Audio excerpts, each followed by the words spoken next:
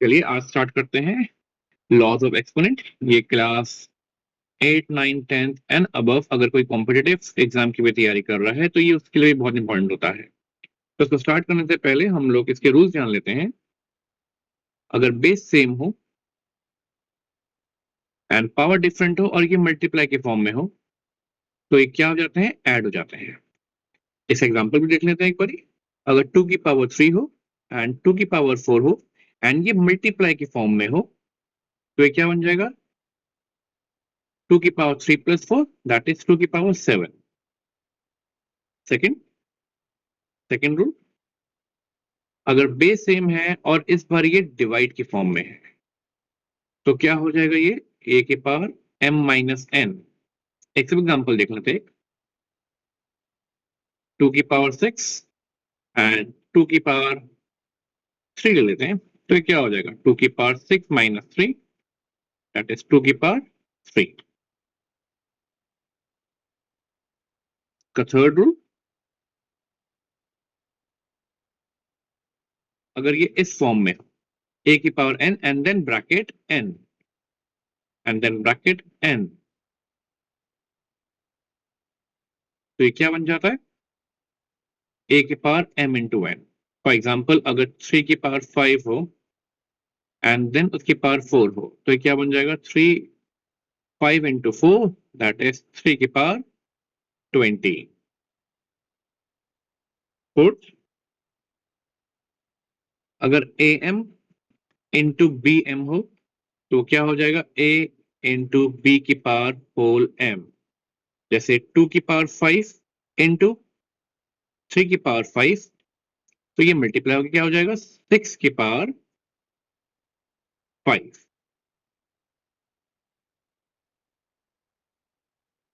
Fifth rule, अगर a की power minus m हो तो ये डिनोमिनेटर में क्या बन जाएगा, पॉजिटिव m। जैसे कि 2 की पावर माइनस 5 ये डिनोमिनेटर में क्या बन जाएगा, 2 की पावर 5। एंड सिक्स, अगर ये नीचे नेगेटिव चल रहा हो तो ये ऊपर है क्या बन जाएगा, पॉजिटिव। जैसे 1/4 की पावर -2 तो ये ऊपर है क्या बन जाएगा, 4 की पावर 2।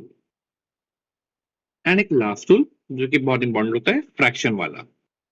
अगर a की पावर b माइनस m हो तो ये रेसिप्रोकल होके b अपॉन a की पावर m बन जाता है।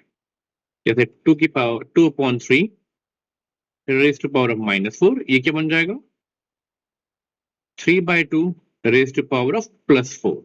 ये नेगेटिव से क्या बन गया, पॉजिटिव, जब हमने इसे क्या कर दिया, रेसिप्रोकल।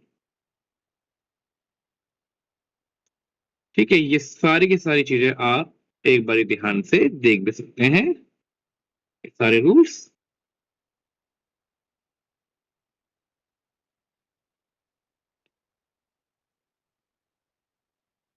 तो इसके बेस्ड कुछ क्वेश्चंस कर लें। चलिए जी, पहला क्वेश्चन कर लेते हैं। 64 की पावर 1/2। अच्छा, ऐसे क्वेश्चंस को सॉल्व करने के लिए हमें सबसे पहले इसका एलसीएम निकाल लेते हैं। 64 का एलसीएम क्या होगा,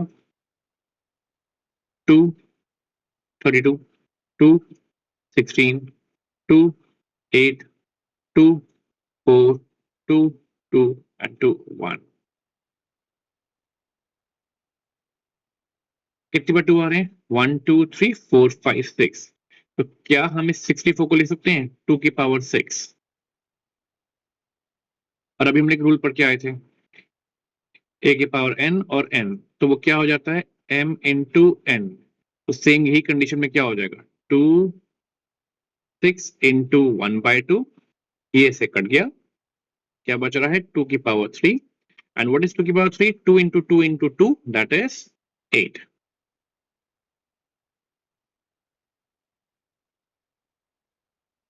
आइए अब करते हैं नेक्स्ट क्वेश्चन। 32 की पावर 1/5 इसका फिर से में लेते हैं। 2, 16, 2 then 8, 4, एंड 1। कितना टाइम प्रूव आ रहा है? 1 2 3 4 5। इसे लिखते हैं 2 की पावर 5 इंटू 1/5। सेम वही रूल चल रहा है। ये क्या हो जाएगा? m into n। तो दिस इज 2 5 इंटू 1/5 कैंसिल होके 2 की power 1 that is 2।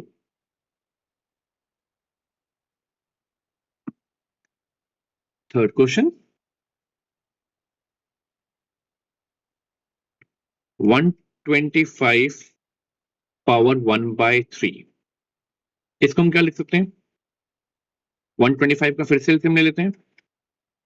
5, this is 25, 5 5 5 and 1। So this can be written as 5 की पावर 3 into 1/3। क्या हो जाएगा? 3 into 1/3 cancel, 5 की पावर 1 that is 5।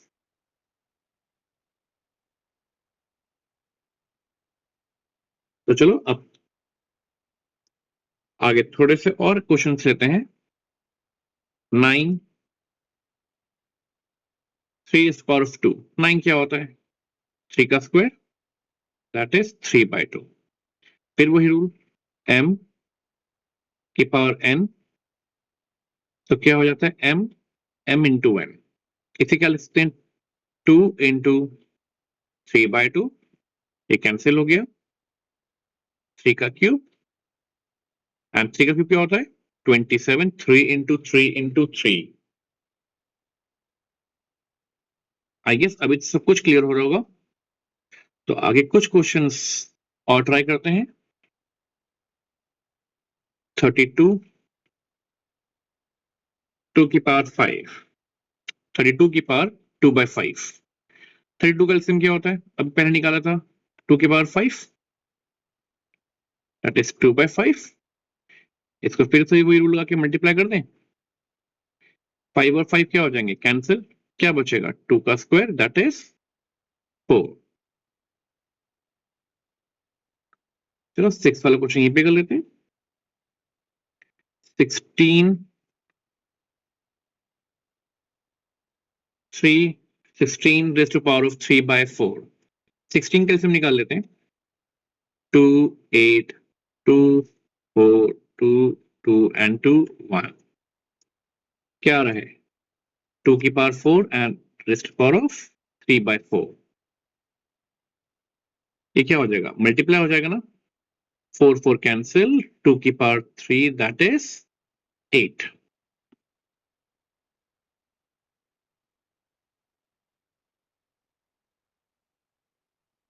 चलो फिर नेक्स्ट क्वेश्चन ट्राई करते हैं।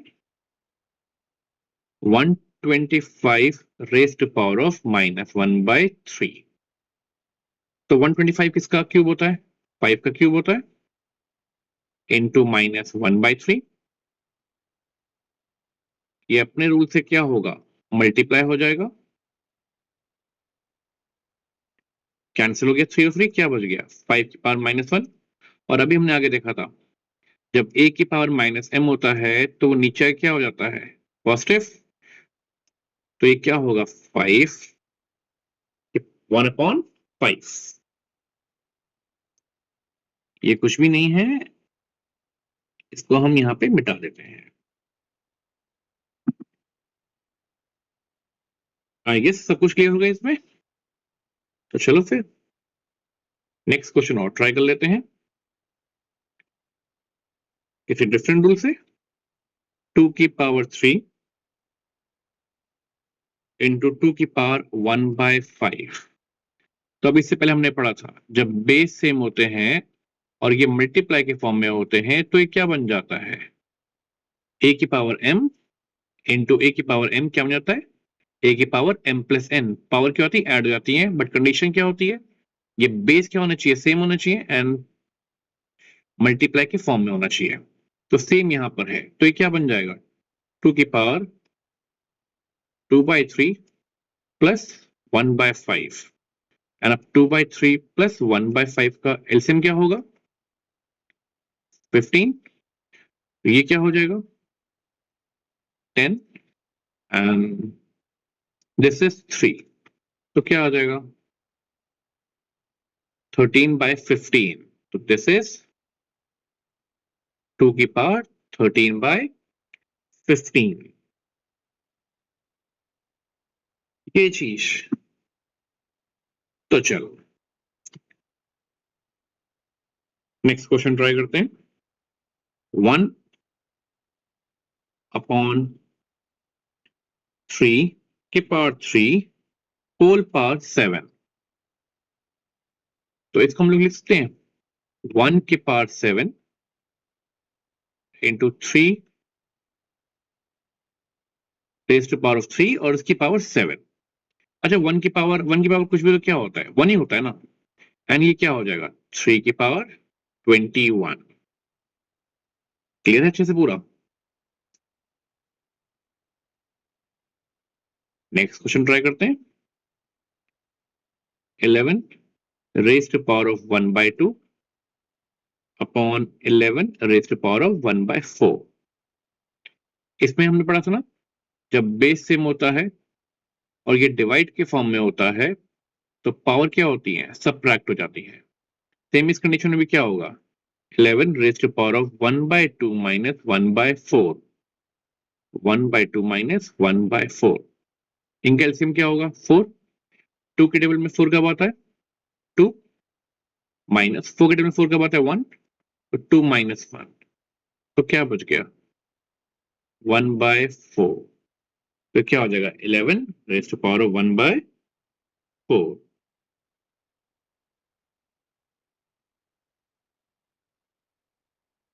कुछ क्वेश्चन सॉल्व करने करते कौन सा नंबर था हमारे पास 10th। अब ट्राई करते हैं क्वेश्चन नंबर 11।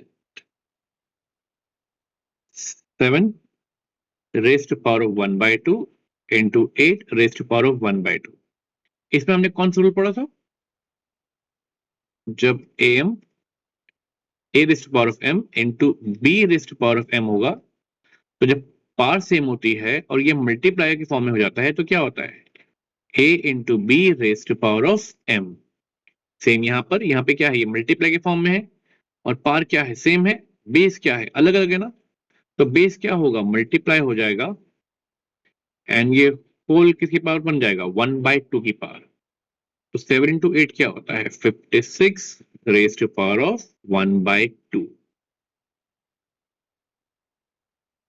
इसी बेस एक और क्वेश्चन कर लेते हैं। 12 2 की पावर 1/2 इंटू 8 की पावर 1/2, तो ये दोनों अंदर क्या हो जाएंगे मल्टीप्लाई, 16 की पावर 1/2। अब 16 का एलसीएम निकालने क्या होता है 2 8 2 4 2 2 एंड 1, तो 2 कितने टाइम्स आ रहे हैं 4 टाइम्स, एंड अब ये क्या हो जाएगा मल्टीप्लाई 2 इंटू 4 1/2, ये कैंसिल, क्या बच रहा है 2 का स्क्वायर दैट इज 4।